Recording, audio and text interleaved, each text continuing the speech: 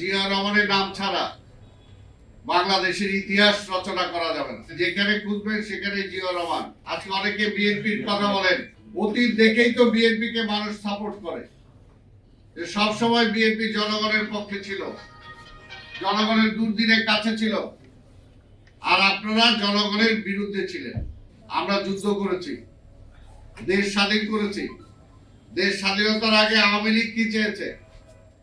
আওয়ামী লীগ স্বাধীনতা চায় না, আওয়ামী লীগ পাকিস্তানের ক্ষমতায় যেতে চেয়েছে।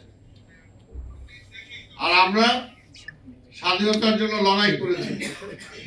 দেশ স্বাধীন হওয়ার পরে সেই আওয়ামী লীগ ক্ষমতায় বসে স্বাভাবিকভাবে যে মুক্তিযুদ্ধের যে স্বপ্ন, যে চিন্তা, যে চেতনা, সেটার সাথে বিশ্বাসঘাতকতা করেছে। এটা হলো বাস্তব। আর অল্প সময়ের জন্য শহীদ রাষ্ট্রপতি জিয়া রহমান বাংলাদেশের ক্ষমতায় এসেছিলেন মানে কি, জনগণ তাকে ক্ষমতা এনেছিলেন। আনার পরে অল্প সময়ের মধ্যে কলামহীন ঝুড়ি ছিল বাংলাদেশ, সেটাকে উন্নয়নের রোল মডেল হিসাবে তিনি দাঁড় করিয়েছিলেন। যে দেশে মানুষ না খেয়ে মারা গিয়েছেন, বেওয়ারিশ লাশ হিসাবে মানুষ রাস্তায় পড়ে থাকতো, আঞ্জুমানে মফিদুল ইসলাম সেটাকে দাফন করার জন্য তারা দায়িত্ব পালন করত। সেই দেশকে তিনি প্রত্যেকটা জায়গায় সংস্কার করে অল্প সময়ের মধ্যে তিনি মানুষকে খাইয়েছেন, বিদেশে চাল রপ্তানি করেছেন।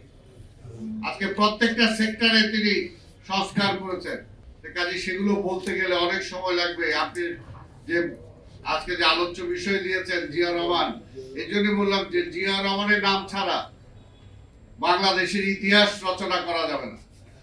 জিয়া রহমানের নাম ছাড়া বাংলাদেশের কোনো কিছুই সামনের দিকে এগিয়ে নিয়ে যাওয়া যাবে না। যেখানে খুঁজবেন সেখানে জিয়া রহমান। তাই আজকেও বলতে চাই, এই সময় জিয়া রহমানের প্রতিচ্ছবি হিসাবে আমাদের মাঝে হাজির হয়েছেন তার সুযোগ্য সন্তান, আমাদের ভারপ্রাপ্ত চেয়ারম্যান তারেক রহমান। আমরা বিশ্বাস করি যে তারেক রহমান আগামী নির্বাচনে যদি রাষ্ট্র ক্ষমতায় আসেন, শহীদ রাষ্ট্রপতি জিয়া রহমান যেরকম প্রত্যেকটা সেক্টরে তিনি বিপ্লব সাধিত করেছেন, তিনি কৃষিতে বলি, তিনি সেচে বলি, তিনি বৈদেশিক নীতিতে বলি, তিনি শিল্পে বলি, তিনি গার্মেন্টসে বলি, তিনি শিক্ষায় বলি, এমন কোন সেক্টর নাই যেটাতে কাজ করেন নাই। আজকে তারেক রহমানও সে একই চিন্তায়